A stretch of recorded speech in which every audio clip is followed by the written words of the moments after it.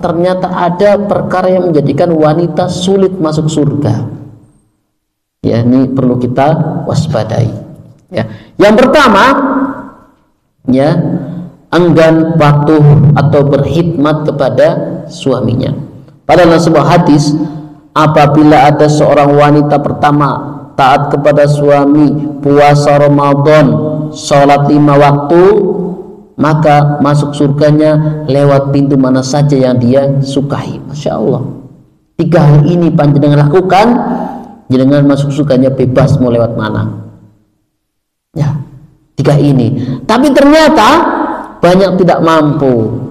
Makanya dalam perkara ini tidak bisa diremeh. Makanya wajar kata Rasulullah SAW ketika dimi'rajkan, diperlihatkan neraka, kebanyakan adalah para wanita.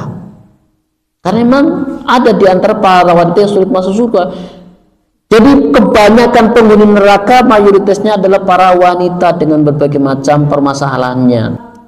Saya sering sampaikan ketika membahas bab rumah tangga, selama suaminya baik-baik saja, tidak neka-neko, patuhi selama perintahnya tidak melanggar syariat Islam. Karena ada ketika suaminya hanya minta teh, tanganmu go ngopo, nah itu nggak boleh. Ini itu pintu surga panjenengan.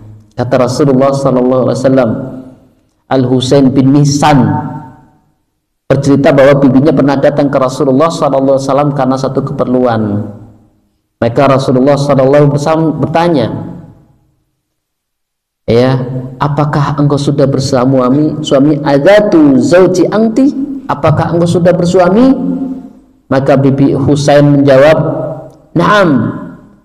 Qala kaifa anti lahu? Rasul bertanya, ya, Rasulullah SAW bagaimana perlakuanmu terhadap suamimu? Ya, kaifa anti lahu? Bagaimana perlakuanmu terhadap suamimu? Maka bibinya Husain menjawab, ya, ma'aluhu illa ma'ajastu anhu. Aku tidak pernah mengurangi haknya kecuali perkara yang aku tidak mampu. Rasulullah SAW menjawab lagi berkata, qala fangduri aina anti minhu fa innama huwa jannatuki wa naruki. Rasulullah SAW menjawab dengan bersabda, lihatlah di mana keberadaanmu dalam pergaulanmu dengan suamimu, karena suamimu adalah surga dan nerakamu. Kalau seorang anak, surga nerakanya adalah kedua orang tuanya. Kalau seorang istri, tolak ukurnya bagaimana interaksinya dengan suaminya.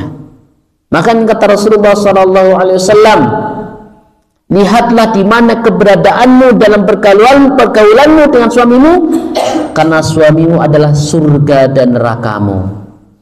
Ya, jadi nek syukur-syukur panjenengan sudah paham kebiasaan suaminya. Nek suaminya mau kerja biasanya pakai baik ngopi, jenengan sediakan kopi. Jenengan sudah ngaji, jangan sampai durhaka dengan suami. Ngaji panjenengan muspro, ya.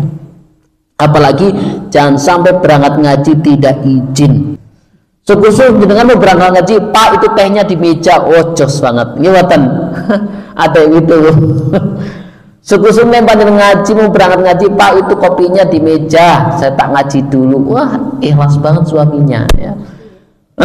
Alhamdulillah kalau sudah diamalkan, surga panjenengan, ya.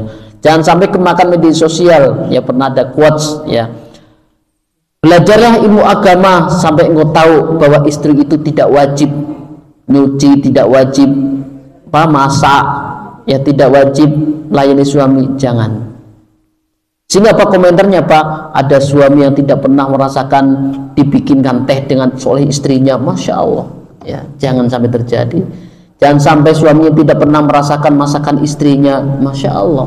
Padahal dia rajin belajar agama, sia-sia belajar agamanya. Ya. Yang kedua, jamaah sekalian rahmati Allah Subhanahu wa taala, kurang bersyukur kepada pemberian suami. Nah, ini menyebabkan wanita banyak ada di neraka, kurang syukurnya kepada suami. Dan sampai panjenengan sudah ngaji kok masih mengeluh, ya, jangan. Kata Rasulullah sallallahu alaihi wasallam sabda, aku diperlihatkan surga, ittala'tu fil jannah fara'aitu aktsaru ahliha al-fuqara wa tala'tu fin nar fara'aitu aktsara minha an-nisa. Aku diperlihatkan surga, aku melihat kebanyakan penghuninya adalah orang-orang fakir. Dan aku diperlihatkan neraka, kebanyakan penghuninya adalah para wanita. Ditanya, ya Rasulullah, kenapa bisa wanita paling banyak atau dominan di neraka? Kata Rasulullah, mereka adalah orang yang kufur terhadap suaminya, melupakan kebaikan suaminya. Suaminya sudah nafkahi berpuluh tahun, sekali suaminya salah seolah-olah kemarin tidak pernah berbuat balik. Begitu Bu? Jangan ya. Padahal suaminya sudah ngopain ini berpuluh-puluh tahun ya, nafkahi anak dan sebagainya. Ketika suaminya sekali salah seolah-olah tidak pernah berbuat baik. Imotan seperti debu ya, kena batu, kena hujan sehari bersih. Jangan. Itu yang menyebabkan para wanita banyak penghuninya di neraka ya. Intinya selama suami panjenengan tidak KDRT, tidak neka-neko, tidak aneh-aneh ya, apalagi rajin ngaji, sholat 5 waktu, itu ladang surga panjenengan. Lihat putri Rasulullah Fatimah, tangannya melepuh bikin adonan untuk melayani suaminya. Itu putri Rasulullah. Bahkan suatu ketika Rasulullah SAW ya pulang bawa budak banyak, minta izin jaluk budaknya untuk membantu Fatimah, karena Fatimah betul baktinya kepada suami yang melepuh bikin adonan ya. Kita apalagi serba listrik, membuatin nyuci pakai mesin cuci, masak pakai magicom, blender tidak usah, bikin sambal nggak usah ngulek. Kok masih ngeluh tuh gimana gitu? Gimana? Suaminya sudah membelikan kulkas, sudah membelikan mesin cuci, sudah membelikan blender, gimana? Sudah membelikan alat ngiris bawang, kok masih ngeluh kebangetan ini? Gimana? Lihat Fatimah radhiyallahu anha putri Rasulullah, tangannya melepuh bikin adonan. Ketika minta satu budak kepada Rasulullah, Rasulullah datang, malah ditawarkan, bagaimana aku ajarkan suatu zikir yang akan sebanding dengan seorang budak, bukan malah diberikan budak. Masya Allah, itu putri Rasulullah. Rasulullah mengajarkan putrinya, bukan malah diberikan pembantu, bukan, karena ingin mengajar bahwa seorang istri itu khidmat kepada suami. Jadi ini ada di media sosial, teruslah belajar agama sampai ingin tahu bahwa istri itu tidak wajib nyuci, istri itu tidak wajib masak. Jangan istri itu berkhidmat. Kalau panjenengan punya suami yang suka membantu, alhamdulillah. Kadang membantu jemur, membantu masak, alhamdulillah, itu nikmat. Sebagaimana Rasulullah juga sama, kadang membantu istrinya. Tapi yang terpenting adalah khidmat. Apalagi jangan sampai mentang-mentang jenengan punya penghasilan lebih banyak daripada suami, terus kurang khidmatnya. Jangan.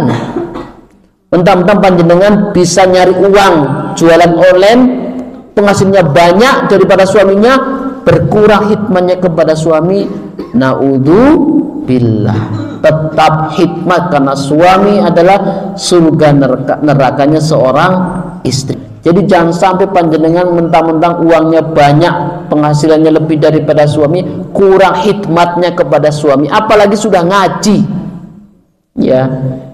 Jangan sampai nanti disalahkan, ngaji rajin kok sama suami tidak berkhidmat, dosa ngaji. Nah, yang disalahkan pengajiannya, padahal pengajiannya mengajarkan untuk khidmat, karena suami itu surga neraka seorang istri, masuk surga.